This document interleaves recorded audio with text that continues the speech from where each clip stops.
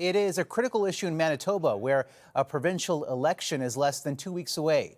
Here's Manitoba Bureau Chief Jill Makashon.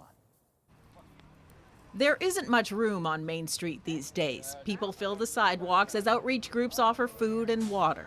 Roger West is here most mornings, checking on people who live on the streets and others who have moved inside. This is one of Winnipeg's most notorious hotels. There have been at least 2 violent deaths here this year. Most people aren't paying, they're squatting. There are no locks on the doors, the rooms are scattered with debris. Sometimes 3 people share a mattress on the floor. A maze of hallways that finally takes us here.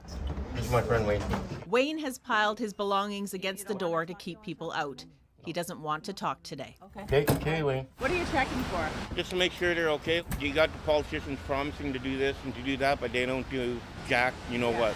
Manitoba's progressive conservative government outlined a social housing strategy in February, promising 700 more units. Just 88 have been funded so far, and the wait list is long. There are more than 5,300 households now waiting for Manitoba housing.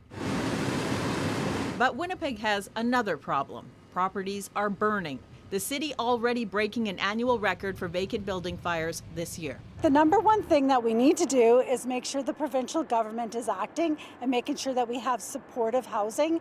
And I think that that is a really big key in order to keep people housed and to keep some of these buildings from not burning. The issues are piling up, and it is visible almost everywhere these days. Overdose, the drug crisis, homelessness, poverty, just hopelessness.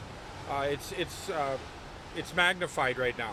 He says there needs to be multiple layers of social supports, aid that should be added to any new housing projects. You can't just give someone a unit.